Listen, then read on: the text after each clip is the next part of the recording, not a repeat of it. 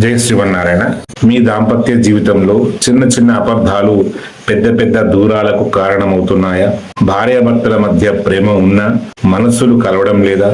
అయితే ఈ రోజు చెప్పబోయేటువంటి ఒక మంత్రం గురించి పూర్తి నిజం తెలుసుకుంటే మీరు కూడా ఆశ్చర్యపోతారు. కానీ ఈ మంత్రాన్ని ఎలా అర్థం చేసుకోవాలో తెలియక చాలా మంది చేసేటువంటి ఒక పెద్ద పొరపాటును ఉంది. అది ఏమిటో ఈ వీడియోలో చివరి వరకు తప్పకుండా చూడండి. సనాతన ధర్మంలో మంత్రాలకు ఎంతో విశిష్టమైనటువంటి స్థానం ఉంది. ప్రతి మంత్రం వెనుక ఒక దైవత్వము, ఒక ఆధ్యాత్మిక ఉద్దేశము, ఒక శాస్త్రీయ భావం దాగి ఉంటుంది. అయితే కొన్నిసార్లు కొన్ని మంత్రాలకు సరైన అర్థం తెలుసుకోకుండా ప్రచారం చేయడం, వాటి వల్ల అసలు ఉద్దేశం మారిపోతూ ఉంటుంది. అలాంటి మంత్రాలలో ఒకటే ఇప్పుడు మనం తెలుసుకోబోయేటువంటి మహాయక్షిణీ మంత్రం. ఆ మంత్రం ఎలా ఉంటుంది అంటే, ఓం నమో మహాయక్షిణీ మమ పతిం పత్నీం మే వశ్యం కురు స్వాహ. ఈ మంత్రాన్ని చాలా మంది వశీకరణ మంత్రం అని ప్రచారం చేస్తూ ఉంటారు. కానీ నిజంగా ఈ మంత్రం ఇతరులను బలవంతంగా మన నియంత్రణలోకి తీసుకురావడానికైనా, లేదా దీని వెనుక మరింత లోతైన ఆధ్యాత్మిక భావం ఉందా? ఇదే ఇప్పుడు తెలుసుకుందాం. ముందుగా ఓం నమో మహాయక్షిణి అనే భాగాన్ని పరిశీలిద్దాం. ఇక్కడ మహాయక్షిణి దేవతను భక్తిపూర్వకంగా ఆవాహన చేస్తూ ఆమెకు నమస్కరిస్తున్నాం. యక్షిణి అనే పదాన్ని వింటే చాలా మందికి భయం లేదా అపోహలు కలుగుతూ ఉంటాయి. కానీ శాస్త్రాలలో యక్షులు, యక్షికుణులు, దైవ సేవలో ఉన్నటువంటి దివ్య శక్తులు కూడా వర్ణించబడ్డాయి. అందువల్ల ఈ మంత్రంలో దేవతా శక్తిని ప్రార్థిస్తూ దాంపత్యంలో శాంతి, అన్యోన్యత కలగాలని కోరుకుంటారు. ఇప్పుడు మమ పతిం లేదా మమ పత్ని అనే పదాల అర్థం ఏమిటి? ఇది చాలా ముఖ్యమైనటువంటి విషయం. పురుషులు ఈ మంత్రాన్ని జపించే సమయంలో మమ పత్నీం అని, అంటే నా భార్య అని ఉచ్చరించాలి. స్త్రీలు మమ పతిం అని, అంటే నా భర్త అని జపించాలి. ఈ చిన్న మార్పు మంత్రంలోని ఉద్దేశాన్ని వ్యక్తిగతంగా వర్తింపజేస్తుంది. అయితే ఈ మంత్రంలో ఎక్కువగా అపార్థం చేసుకునే పదం వశ్యం. చాలా మంది దీనిని అర్థం ఎదుటి వ్యక్తిని తన ఇష్టానికి లోబరుచుకోవడం అని భావిస్తారు.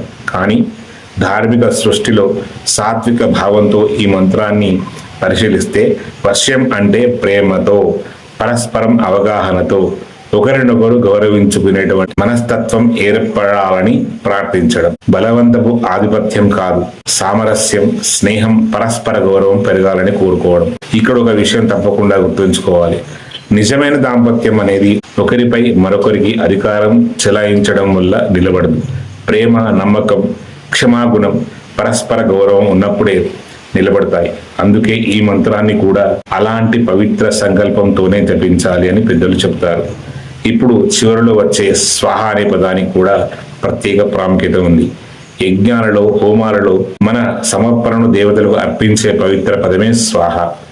ఈ మంత్రంలో కూడా మన ప్రార్థనను దైవశక్తికి సమర్పిస్తూ దాంపత్యంలో శుభ ఫలితాలు కలగాలని కోరుకునేటువంటి భావాన్ని ఇది సూచిస్తుంది.